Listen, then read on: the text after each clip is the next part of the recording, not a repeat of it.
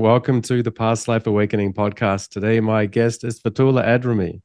So, welcome to the podcast, Fotoula. Thank you very much for inviting me, Mark. It's wonderful to be here and share my work. I have a big passion for past life work. Thank you for being here. So, today we'll discuss your new book, which is Sacred Mysticism of Egypt, The Path of HEKA Initiation. And we'll get into some of the work you do as director of the ISIS School of Holistic Health. So, you do have a lot of hats or a lot of names you could wear: shaman, healer, teacher. So, how is it that you describe what you do when people ask you? So the basic thing I do is like, as Fotoula, I don't know anything. I'm just a human being. But what happens is that I connect with parts of myself, if you like, that are more wiser than me, and also enlightened beings who are wiser than me, than the human person here. And what happens is I enrich my life with the energy and the light and the wisdom that comes through, and I share that. So the way I describe myself is a channel of wisdom teachings. And my work as Fotoula is to get myself actually out of the way so that the wisdom and the light can come through. And that is what's changing people and heal ourselves and help us heal. Because I think we all have that inside of us. Sometimes I see people like they can be aggressive or in their mind, and then I look deep into their spirit. And when I do that, we meet together and we just feel whatever we were arguing about, whatever was happening, it's not important. And if we can follow that, inner fire, then we can change ourselves back to who we really are and not the stories that we believe in. Yeah, that's great. So it's interesting that we are incarnated into a finite body with some cultural conditioning and some background. And we're going to get into your past life influences that led you to this transcendent kind of view. But before we get into that, can you talk about where you were born, where you've lived in this life, and where you live now? Yes, so I was born in Greece, and I believe I was born in Greece because it's right across from Egypt. So, and also I couldn't do what I do now if I was born as a woman in Egypt. It's still very restrictive society there. Women cannot do as much. They're not as free. But being born in Greece, there was a lot of restrictions too when I was growing up. And especially with anything esoteric, it was very hard to find esoteric learning, which was what was really drawing me in. But there was still the ancient Greek texts, and I believe that the ancient Greek language even is a code that is telling us about the awakening process. So there was a lot of learning that went through, going through the ancient philosophers in my time as a child. It was the only thing I could find. But my love was that land across the water that I knew that was my home. And it was that big draw of Egypt. Eventually, I got a book when I was a teenager on Egypt, and it was one to do with the curse of the pharaohs. But that prompted a past life later on, a remembrance, if you like. And it took me to a time when the corruption took place in the Egyptian priesthood, and it was in the later, it was in the what we call the New Kingdom, just before they were Egypt fell to foreign powers, and the Greeks were part of that. They conquered Egypt too. So to cut the long story short, I found myself that in a tomb, and the archaeologists were about to open this tomb, and I knew how to take away the protection that had been put there by the ancient priests, so that the people of today who were going there with thinking we are just now going to open the tomb, they didn't have an understanding of the etheric side of the tomb. They would not have been harmed. So I found myself doing that naturally. And I remember that during the corruption time in Egypt, the priests were the ones who were going into the tombs to take the gold. And some of us decided, had a big dilemma, what we going to do? People are going to get harmed by all these etheric energies that were protecting the tombs. And there was a big dilemma of whether we protect the community of the day so that the energies and the hungry ghosts do not come out of the tombs, and we take away the etheric protection so people are not harmed anymore. And it was a huge dilemma and a huge life that I remembered.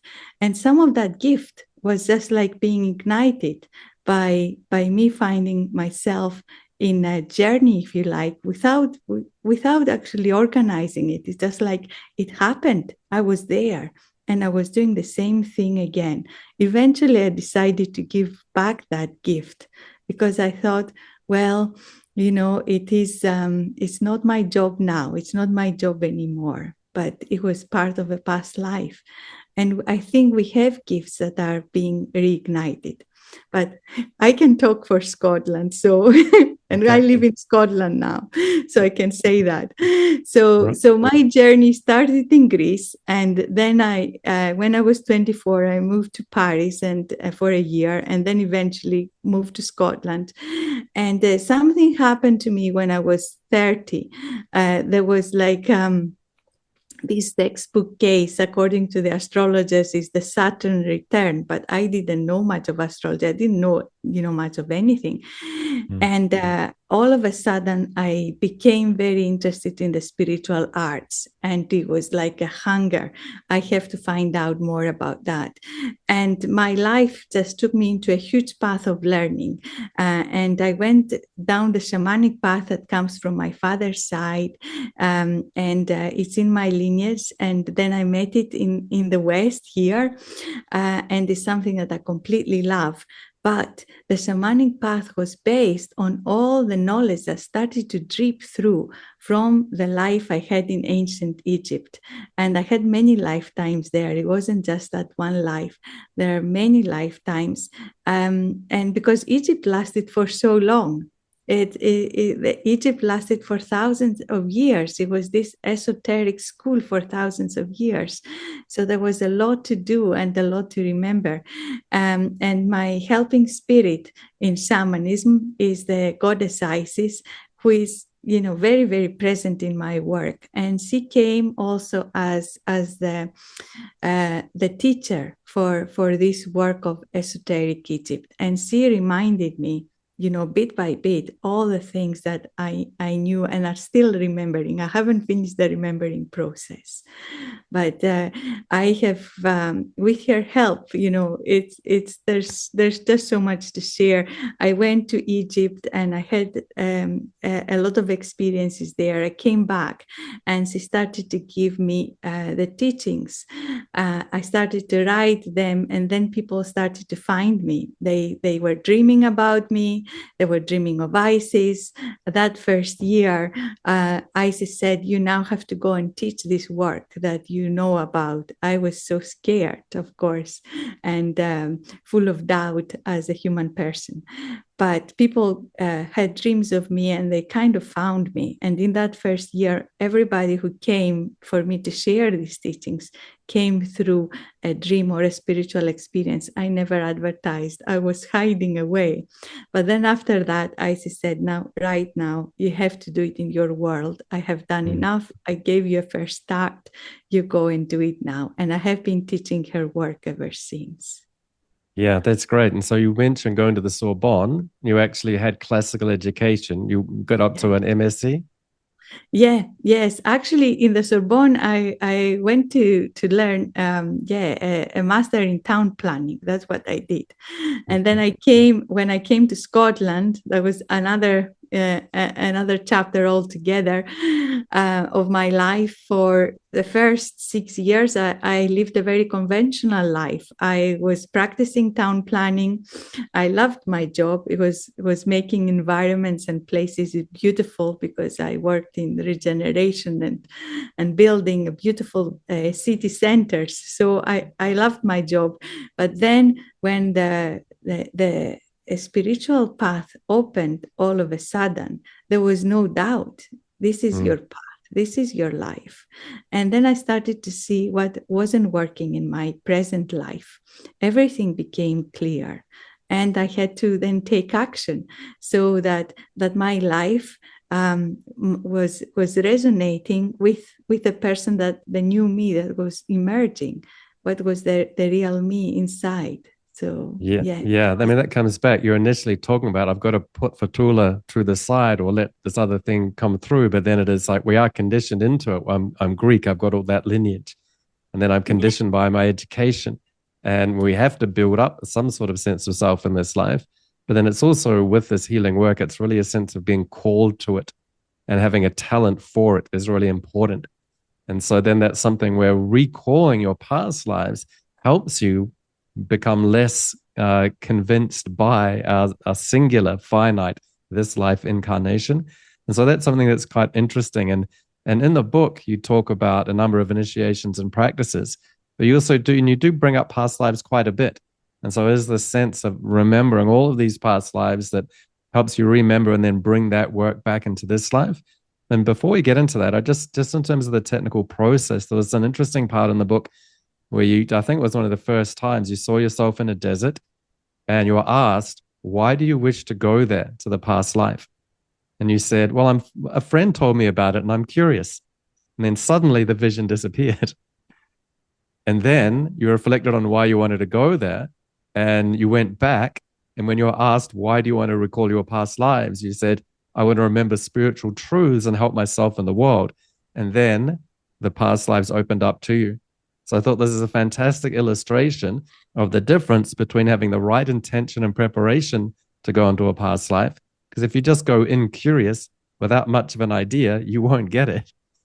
Or you'll get something trivial or you'll some sort of tourism. But if you have a right intention, then just that initial part makes all the difference to the outcome that you get. And then you get this massive unfolding. And so, yeah, so any thoughts on that? Absolutely, Mark. This is so true. And it has been my experience with working with past lives, because I also teach past life work and work with people who come to see their past lives.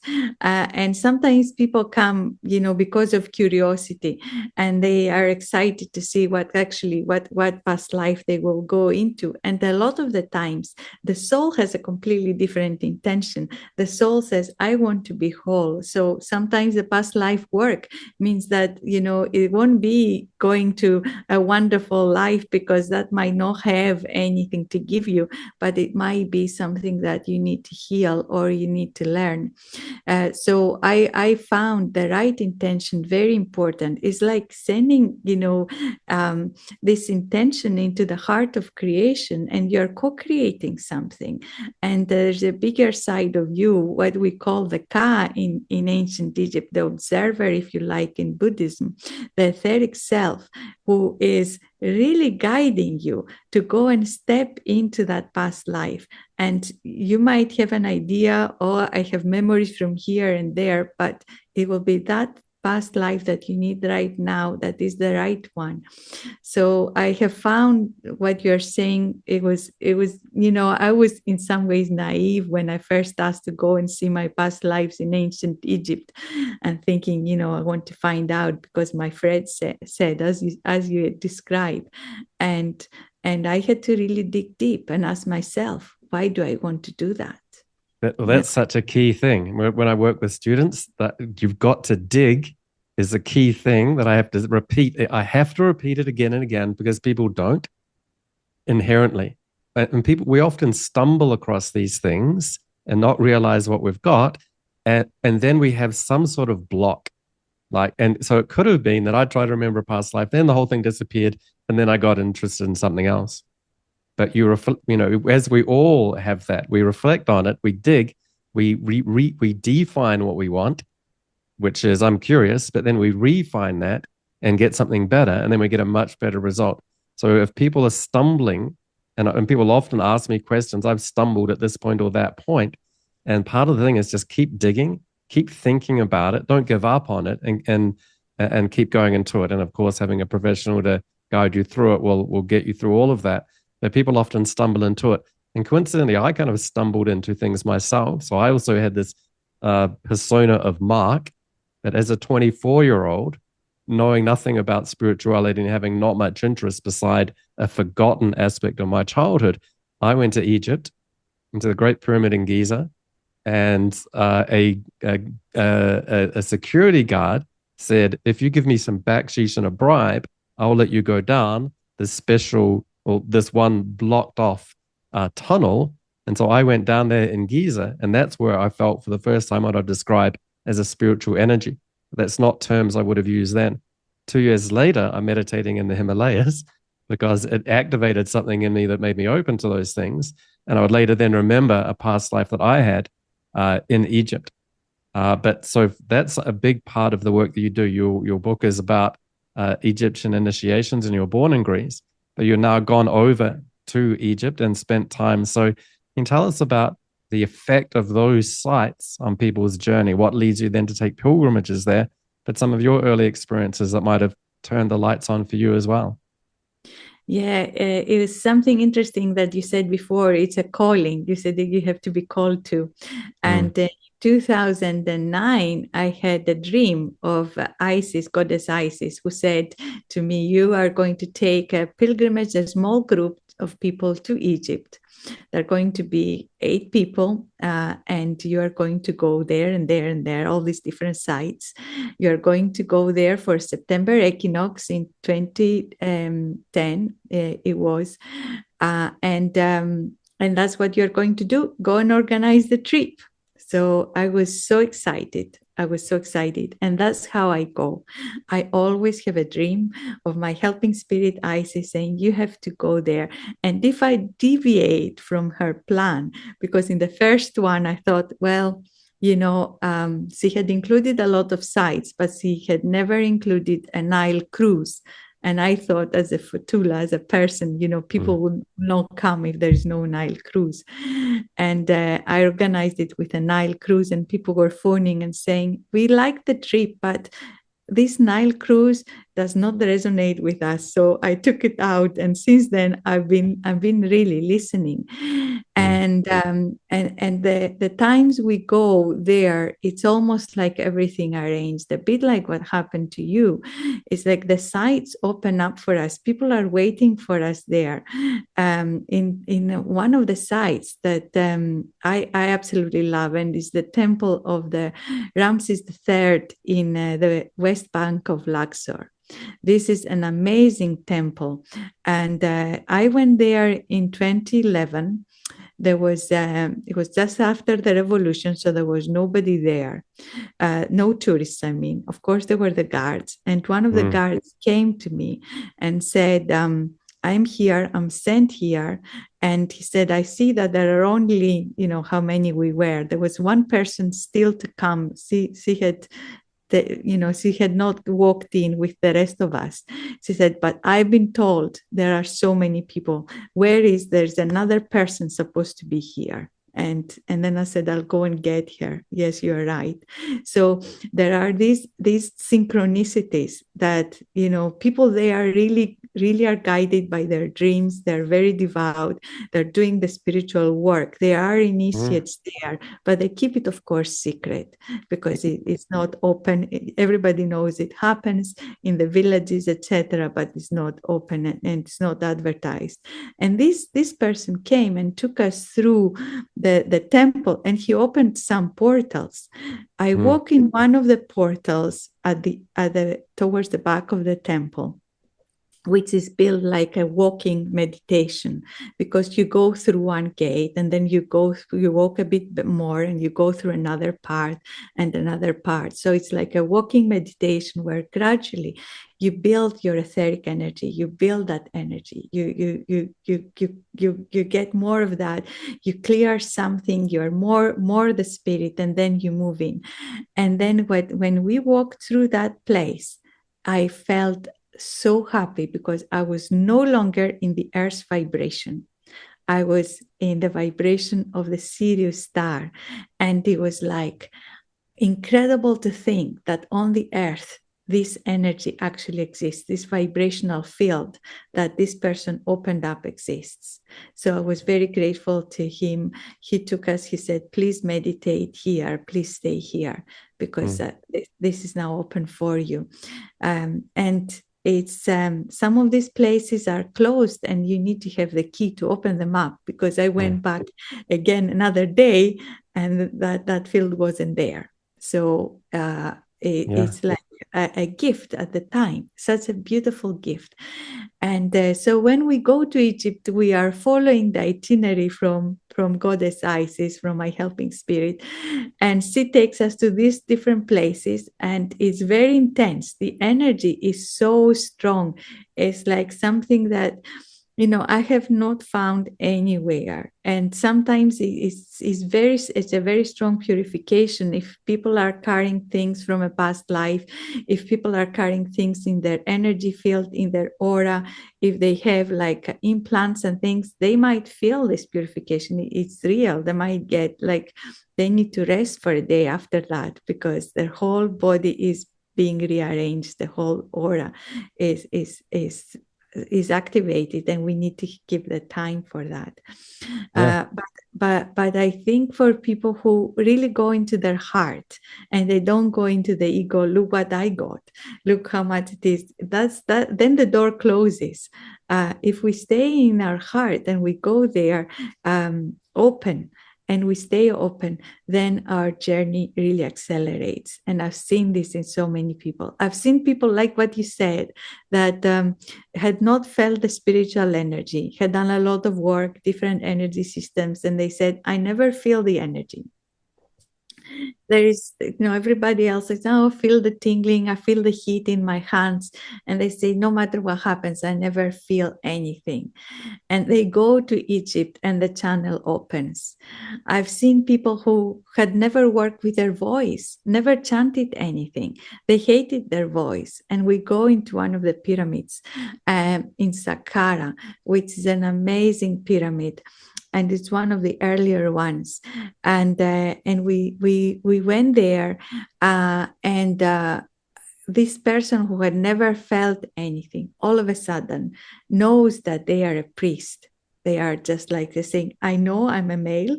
She's a lady in this life. I'm a male priest. I have something over my arm. I'm holding this thing. And we went into this pyramid. And then when they started chanting, all of a sudden somebody else, or some part of her she didn't know about, is chanting through her. And she knows it's this being, but it's her also in a past life. It's not an outside spirit, because sometimes that can happen. It can be a helping spirit, but she knows it's me in another life, and I have this power of the voice, and the whole pyramid is filled with energy. So sometimes we have to go to a pilgrimage. It cannot all be done remotely, and it's a great gift to go there. Yes, I have traveled, like you said, Nepal, Tibet, love Nepal, absolutely love Nepal. And similarly, in the Himalayas, there is also another portal. Yeah, and as a coincidence, I went there you talk about people don't want to go because of the Nile trip was put on the itinerary. I wasn't going on a pilgrimage, and I had no intention to go to sacred sites because it was not on my radar at 24. But 6 weeks prior to me going, the Luxor massacre happened, which was 60 people were shot and killed in 1997. And that's another thing that can make, and we can have fear that prevents us from doing things. But the thought is, things happen. But again, there may be a little thing that stops me because of a misunderstanding, a little thing that stops me because of some sort of fear. But by going there and continuing to move on anyway, to dig into it, and to have some courage is rewarded. As courage comes the word French, as you know, from the heart. And so ultimately you're able to tap into some heart activation. And so these are precedents or preceding events that lead us in this life. And actually it was, and now that I think about it, was less than a year later that I was in Nepal and in the Himalayas meditating after having been exposed to Egypt. But it's also, when you think about it, and so Greece and Egypt are foundational civilizations for us. But then you talk in the book about this foundational civilization of Atlantis, which leads into Egypt. And so you can be, and I was also remembered past lives as a priest in Egypt, but you talk about being in Egypt and then you remembering your past lives in Atlantis that led you to Egypt. So can you tell us a little bit about those lives in Atlantis and that transition of getting to Egypt? The Atlantean lives, I remember, are very beautiful. And I remember, in the beginning, it was like a school for the soul. And there was this temple of the heart. And it was a really big place based on what we call enlightened government, what we used to have in Tibet in some way, that the lamas and the spiritual teachers were in charge of governing the country. And it was a bit like that in Atlantis. And what I remember was a lot of it was based on your spiritual progress. But something happened. And I saw that too, that the people, didn't want anymore to follow these old teachers and wait for years to become spiritual adepts, to, get somewhere there. They just wanted the power. And when that seed of power, that ego, became more and more active, I saw people, trying to take power from others. And in some way, it always starts with corruption. It was one of the visions I saw, that those priests who used to be recognized because they had a blue stone that was placed in a diadem in over their third eye. They used to wear that blue stone, and then the people who were corrupted say, we can do that. We can just wear that blue stone. And they started giving blue stones to other people who would follow them. And I thought, people are just selling their soul for a blue stone. But it was like the power and the ego. And then I saw also the fall. And I saw that we had an incredible technology based on energy, which is what also helped, the Atlanteans build the pyramids and other sacred sites around the world. I saw that it was based on light. And I saw that with the destruction of what happened, that source of energy almost like it was not as accessible as before, because that was what moved, the vehicles, the airplanes, if you like, of the time were very different to ours, but everything worked through that light energy. Well, actually, I was going to ask, so what was the source of, so you said the Atlanteans build the pyramids, and then there's that big question, how were the pyramids built and by whom? And so what's your insight into that?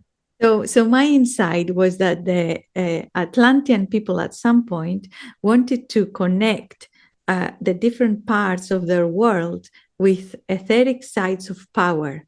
So they knew where the energy of the earth was high, and they knew that they would build pyramids, and these pyramids will also be supported by stone circles and other sacred sites. So we call them sacred sites, but they were like had a dual purpose. They were also generating, if you like, etheric energy that was keeping that world alive, their technology, every aspect of their life alive. And they would feed that both etherically and spiritually through different practices, but also through their high awareness and that they had in the early days. And what happened then was that one of the sites they built the pyramids was Egypt, and it was key. It was one of their key sites. So they built the pyramids, and some of the Atlanteans stay there. So wherever they make sacred sites, some of them go and move there and look after that site. And in the beginning, the Atlanteans are quite separate from the indigenous population of Egypt, the other people, if you like, who were living like hunter-gatherers. But they are stationed at Giza, at the pyramids. They build also the temple of the central sun, if you like, the temple of Iunu, or Heliopolis is the Greek name, meaning the temple of the city of the sun. So they are living there. When Atlantis falls, a lot of the Atlanteans who survived, they go to the different places, to the different stations. They kind of run away as well, or they prepare to go there, saying, right, we need to leave because there is so much corruption and we have seen the floods. So they have foreseen that time and they leave and they go to Egypt, they go to Tibet, they go to other places as far away as they can. And then over time, they start to realize in Egypt that we need to become one with the local population, because there are only a few of them there, few of them survive, few of them come, and they have to kind of think of the future. So they come together with the people in the south, and they call that in Egypt the unification of the two lands. And in the north, or Lower Egypt, is where the Atlanteans are, and Upper Egypt, which is the south. I know it doesn't make sense, but it goes with the flow of the Nile, because the Nile flows from south to north. So Upper Egypt is almost like more local people, the indigenous population, and they come together and they create one nation. And when that happens, the key to keep that Egypt and to keep the knowledge, the sacred Egypt going, is the rule of Ma'at that fights against corruption. Is that we have to be very aware that we live a life of justice and truth, and not allow the lie and the corruption of Atlantis to come back. But of course, Atlantis has created this huge karma.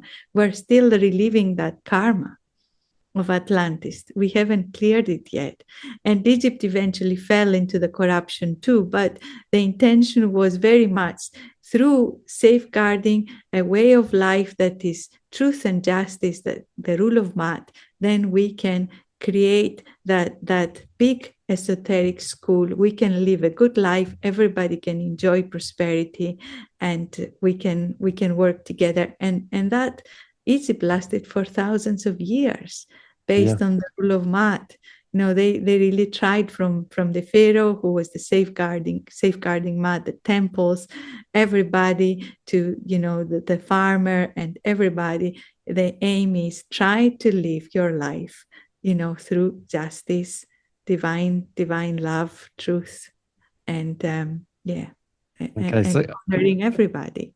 Yeah. So I want to come back to the end, or the karmic consequences of the fall of Atlantis. But Atlanteans preceded Egyptians. Where did the Atlanteans come from? What preceded them, or was a seed for them? Oh, so now it's something more esoteric that I've seen. So I've seen through past life work.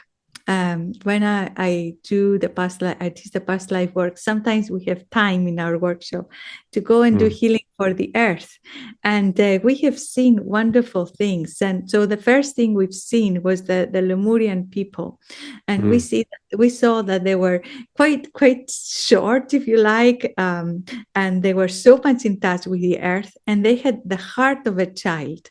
They were just like really incredible beings. And at the same time, I saw the giants as well. So there's the giants too, who are very, very in touch with the earth. They're really strong and wonderful body. And then I see that there are some beings, some souls who want to come and incarnate the earth, and they're coming from outside the earth. And there is a council of etheric beings. Maybe you have read about it or seen it yourself, the Council of Nine. And they ask if they can incarnate on the earth. And there was neither a positive nor a negative answer. The people from the earth, the Lemurian beings at the time, they were like all giving. They said, yes, it's a big enough place. Of course, you can come. But then the other ones stipulated that these souls are not as advanced spiritually, not materially, not technologically, spiritually. They're bringing great mind and great technology to the earth, but they're not as advanced. So we have to create something that they can incarnate through, but they can be taught in some way from these Lemurian masters. Mm. The Lemurians actually kept themselves to themselves because the Atlanteans were not so interested in them in the beginning. So they come and incarnate, and this school of the soul, Atlantis, happens.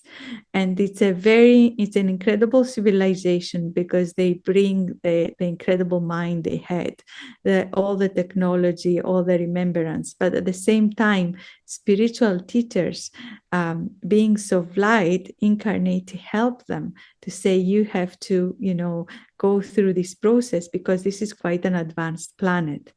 And then it all kind of falls by the wayside, as also, sometimes you can think of that we're going through this cycle, and the ancient Egyptians had prophesied this cycle, that they said in the beginning, we are like the heart of the child, the open heart, open, and all giving.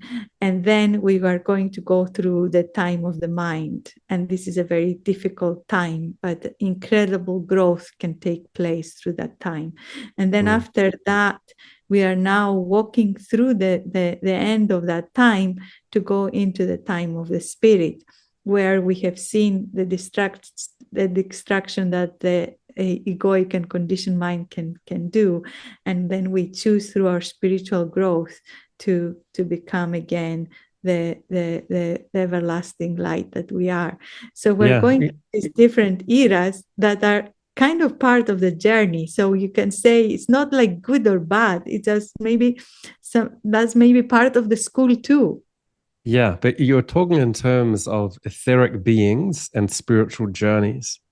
And I think that's a nice distinction from some of the ideas that people have or speak about in terms of ancient aliens, when they think of incarnate beings who have some sort of civilization on their planet or system, fly down over here and then start mixing with other physical beings.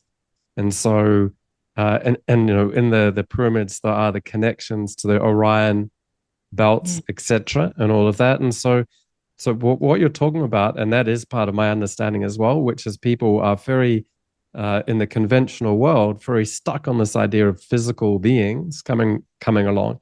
But you're talking about etheric beings on a spiritual path who then choose to incarnate as spirits into physical bodies, rather than being one physical civilization that comes along and assists with another one. And so what's your take on that? Yes, so I have seen a bit of both, I have seen a bit of both, but I think we all come from a different place.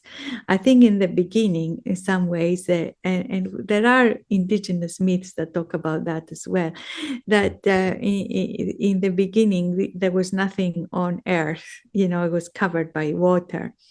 And then we found this place, earth called us, and we answered the call, and we all came from different planes, from different spiritual planes, from different places in the universe, the physical, non-physical universe, and we start to incarnate on earth.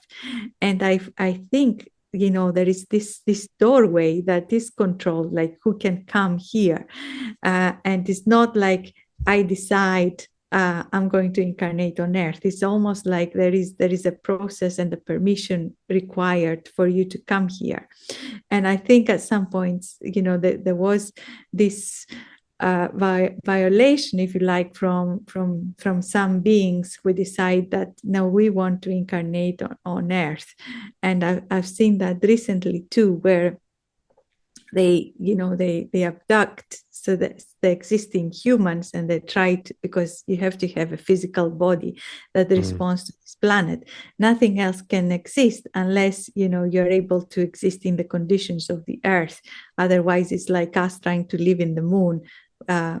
that we can't do that in this earthly body, and they try to in some way come here and force themselves here. But I also think with the Atlanteans in particular, I feel that they came very much through there was permission given by the Lemurians, saying, yeah, there is a big place, there's a place for everybody, of course, why not, being in their heart and connection, and just seeing everybody as a brother and sister, and then the conditions being created for them to also grow here, grow spiritually, evolve too. But there was this question at the time. I remember the question that what happens if you have a spiritually evolved civilization like the Lemurians, and you bring another civilization or another group of souls who are not as evolved?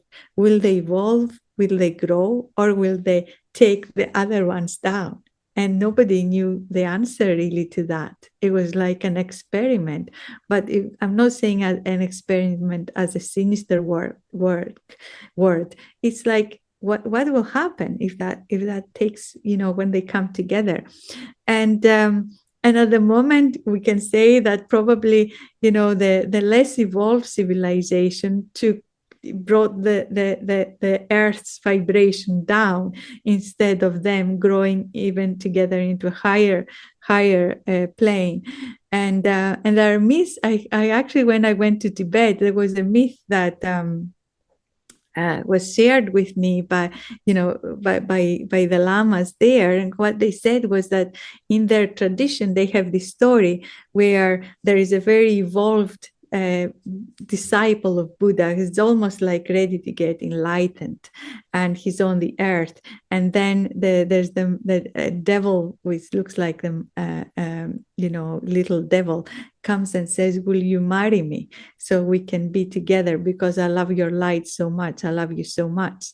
And the monkey, who is the disciple of Buddha, asked Buddha what to do, and Buddha says, "Meditate on it, see what you think." And the disciple decides, "Yes, okay, let's get together." So it's like a different version of what happened. There's the Lemurian beings are in the light, and then these other beings come in, and they say, "Yeah, okay, you want to come and you want my help, I will help." It's different ways to just track this through the ancient spiritual traditions. Yeah. So then you mentioned karmic consequences that we're still working through this kind of fall. And actually, I will just note that as I was reading your book, there was a part where you mentioned that towards the end of that Atlantean experience, it was declining, and a flying vehicle arrived on a mountaintop and moved you away. And I was kind of surprised because, I mentioned I went to Egypt and remembered my Egyptian past life. And then I had a client who was a psychiatrist, and she had remembered a time in Atlantis with this fall. And in it was actually, she was picked up by a flying vehicle. And people have said to me, "Is that real?" And I'm like, "Oh, I don't know. It's just what she said in hypnosis." And it was part of the context of a healing story. But I hadn't really read much about that. I just know what I know through what people told me in hypnotic states. And so it was an interesting correlation. So is that part of an archetype, or is that part of a story that you see with other people, and just that particular exit point? And from there, we'll get into the karmic residues that people carry, because that was the reason I kept it in my story, because it had karmic residues for her in this life as a healer. So is that being rescued by spacecraft and as the flood comes in, is that a common thing? Yeah, but it's not a spacecraft. It's actually a craft that the Atlanteans had. So what they're doing is that they're trying to, some of them, instead of using these crafts, there was a war as well going on at the same time. But instead of using these crafts to for war, they're trying to help those who were, climbed on the hills and the mountainside Right, it's a flying vehicle that can come along and pick people up, which which in conventional history, we don't have remnants of those vehicles or that in our history, but we have that as we remember it more etherically. Yeah, yes. And I've seen other people independently from me also refer to that as you did. So that's very interesting that we are remembering something that we've never seen, but it's almost like something that we remember. And that vehicle took me to that community of the Atlantean people who had been at the pyramids. So I'm finding myself at the end, the vehicle actually could also uh, be on the Nile, be on water, and could sail on the water.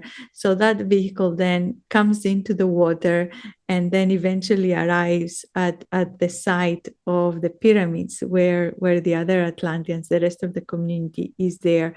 And then our job is to basically safeguard the spiritual knowledge that we had. Everything else is gone.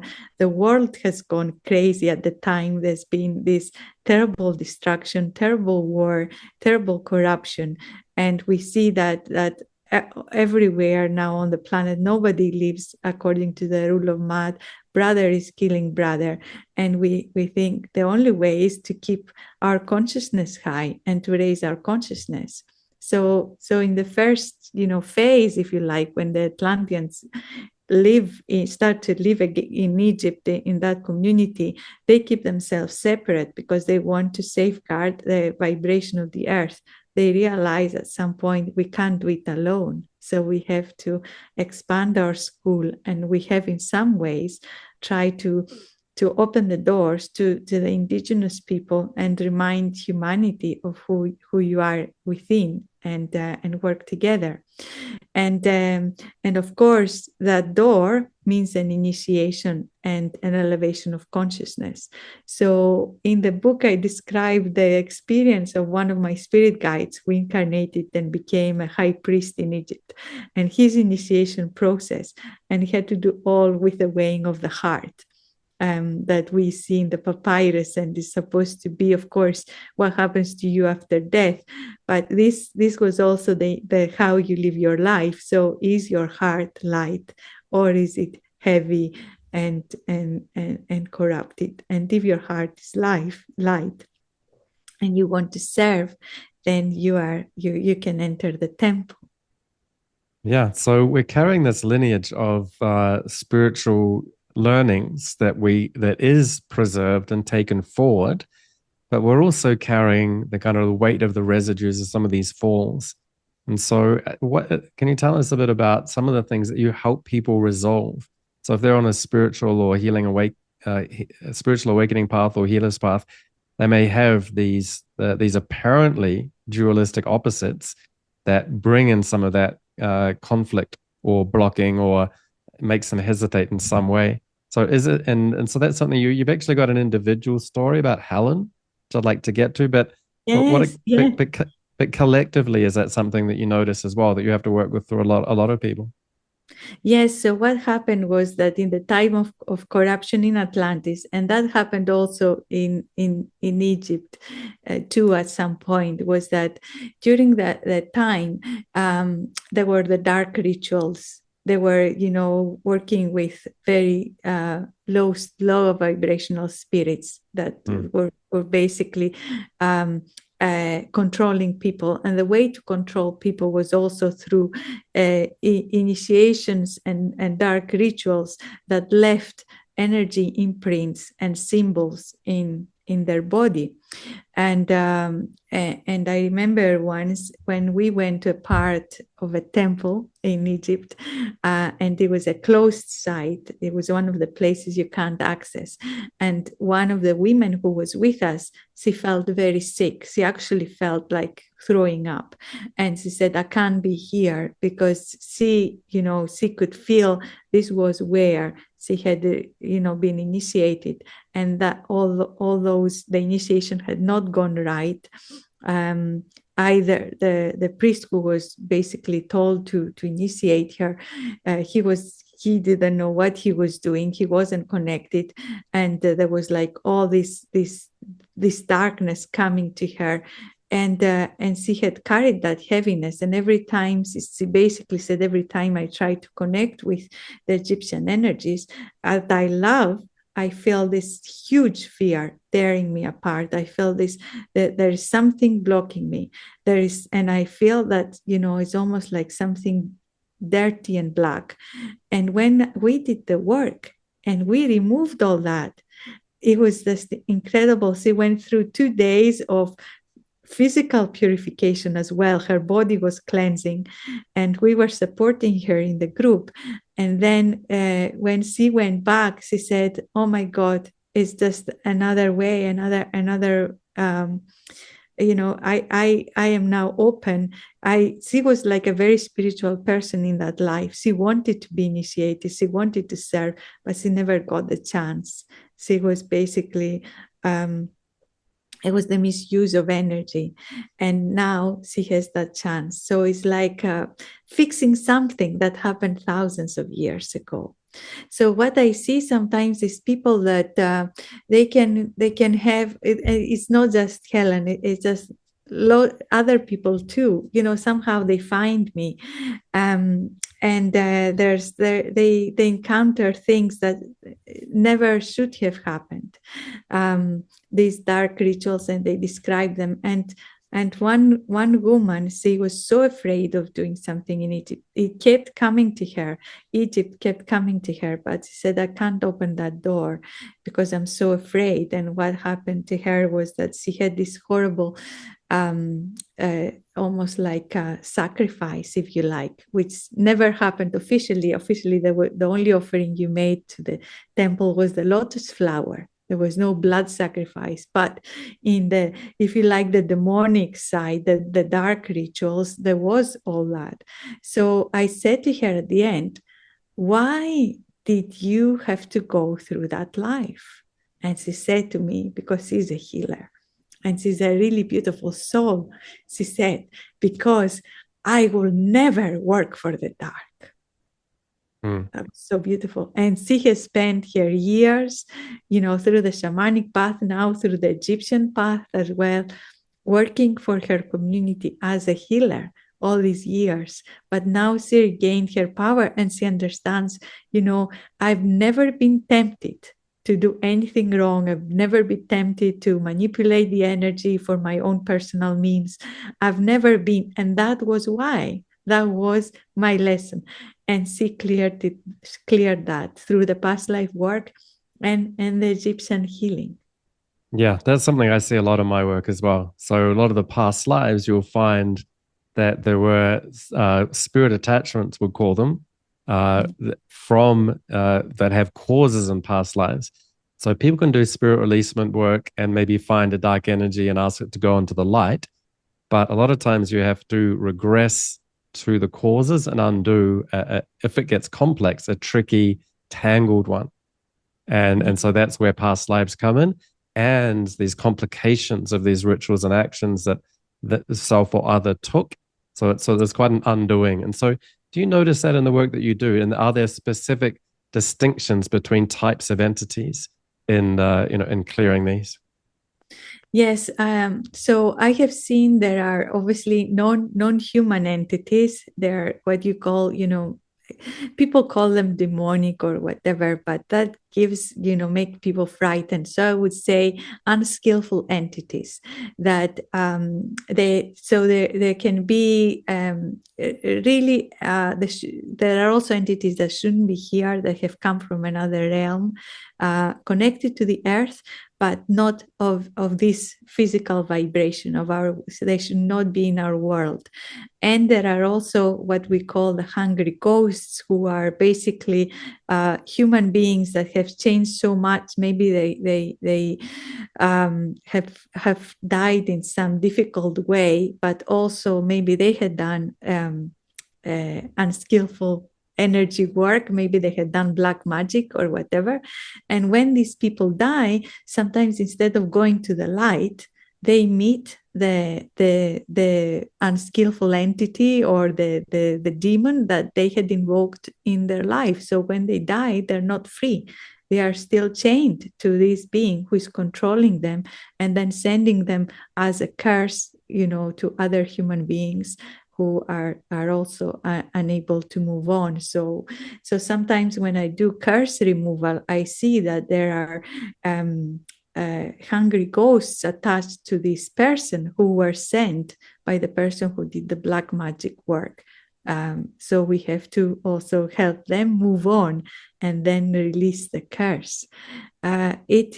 It is a bit complicated. There are also, some alien beings who should not be here. There are also sometimes some elemental beings. We have to be very careful that they might retaliate if they feel that the human beings have not honored the land, or they had done something wrong, and they think, well, if you have destroyed my world, I'm entitled to defend myself and cause you harm as well. But that is becoming less and less, because I think they realize the karmic consequences, and that, a lot of the time we're just unaware.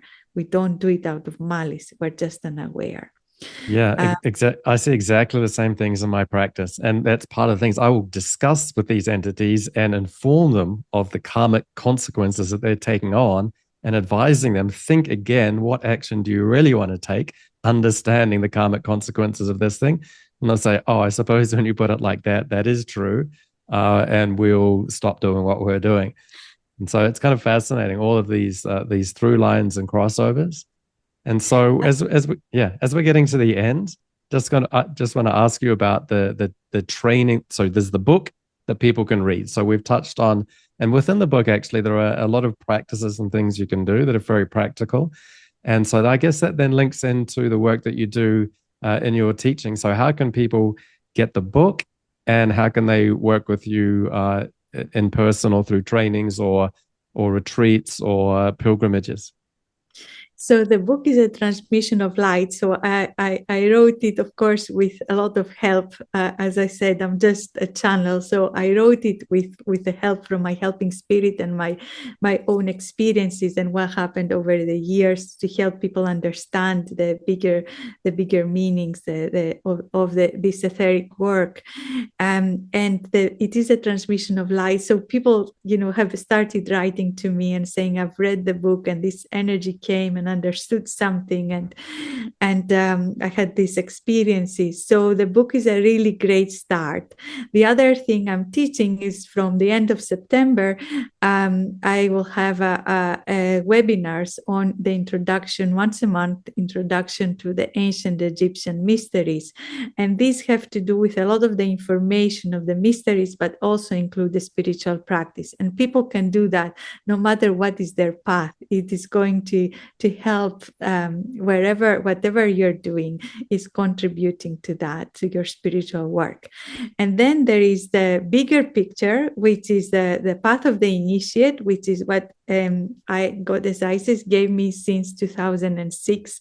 My first sort of awakening with her happened, as I said, when in 2004, when I was 30, but then she started giving me all this work. And since then, I've been teaching her work. And that is something that it requires spiritual practice. It requires a lot of deeper work on ourselves, and is working with the energy and the etheric self. It is very beautiful, is fascinating, but it also can be something that you will be working on for the next few years or lifetimes, because she says that this path meets us in different lifetimes, and we just pick up from wherever we have left it. So this is the path of the initiate, and the next program starts in 2006. In 2026. So it starts then, and it will be in March in person and April online. But it's deep work for those people who want to do that. Beautiful. Well, any last message for our listeners? So it's a message of hope, because we're seeing so much destruction in our world, and Sekhmet is out again and waking up.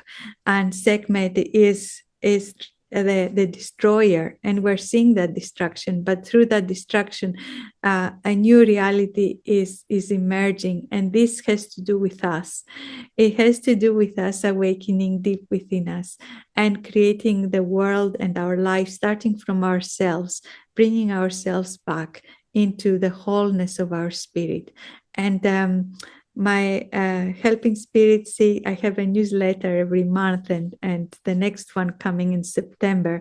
She said something. She said that it is time of deep healing, and we're seeing so much mental illness around us. And she says that's more serious than physical illness, actually, because it is the disconnection from ourselves and our heart. So she said that many of you have put on the mantle of the healer, and you are healing yourself from that, and you are healing the world, and your work is enough. And it was such a message of hope that our work, whatever we're doing in healing ourselves or working as healers, healing practitioners in whatever capacity, opening the door and showing this is what you can do, taking down the walls that keep you separate from your spirit is enough. So that's the last message. Beautiful. Thank you very much for being a guest on the podcast.